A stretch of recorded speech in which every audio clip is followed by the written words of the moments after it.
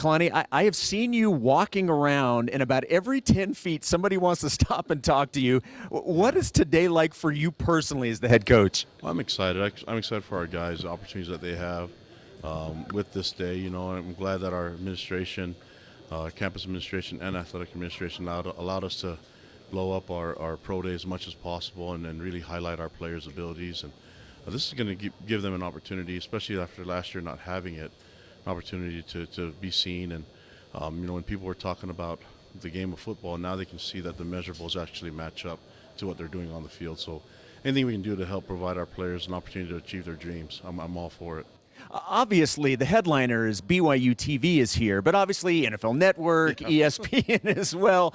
But what does this mean to the program to be able to have people nationally talking about, hey, we're going to be looking in on BYU Pro Day? What does that mean for this program?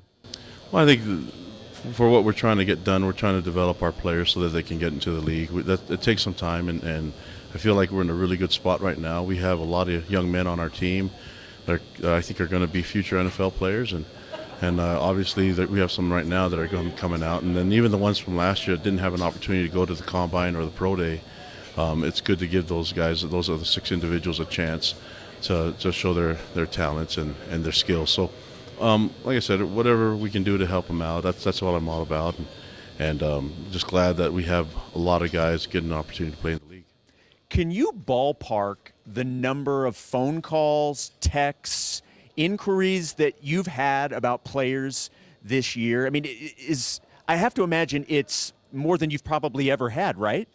Yeah, and I think that's, you know, we've developed relationships, myself, our coaching staff, and have developed relationships with scouts and coaches in the NFL. I mean, Brian Johnson's a quarterback coach, and it's great for me to be able to spend time talking to him, and coordinators like Bevel and guys that have been around that I have a connection to. But I think the biggest key is that they're able to talk to all our coaches and get some insight on what our players are about, their learning methods and what we teach in our schemes, and then kind of give the coaches an idea of the type of players that they have, because you can't just see on film and know who they are, what they're all about. And coaches have that really close relationship with the players and know their weaknesses and their strengths. And so whatever we can do to help accommodate them and make their transition from this point right now into a team, into a training camp, and making a roster, whatever we can do to help, we're all about it.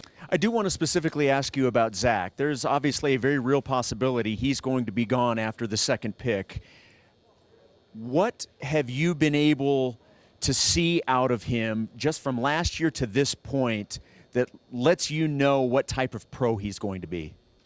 I mean, we knew his work ethic from the beginning was going to be key, and it's just a matter of time, him getting healthy and being really comfortable in the scheme, and then, you know, A-Rod and the coaches being able to work a system to help him flourish. And so the fact that he was able to utilize his skills in the right way and have an offense built around it was the key for us. And that's probably a good thing to do is you know, maybe pattern the offense after the skill set of the guy that's throwing the ball. So he's done that all himself. It's been hard work, but I think there's been a lot of things that help complement his skills and his abilities. And hopefully we can do that for every player here on our roster.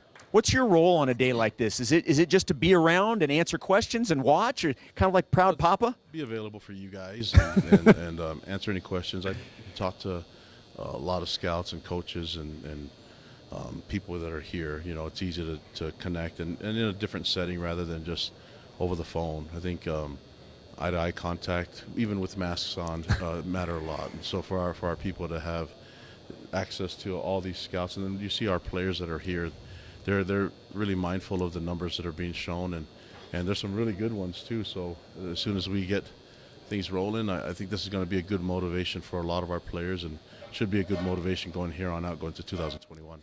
Before I let you go, obviously when we get to this point of the year, we're also talking about spring football.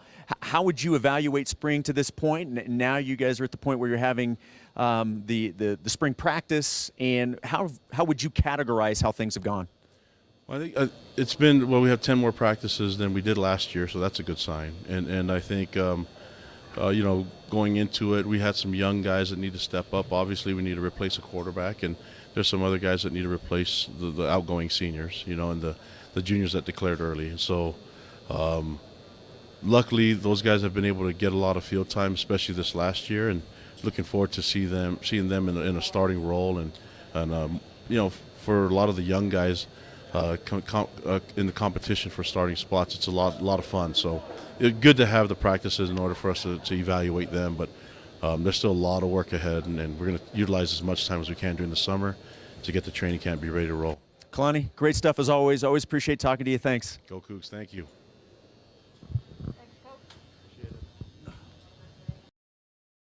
Confident that you know how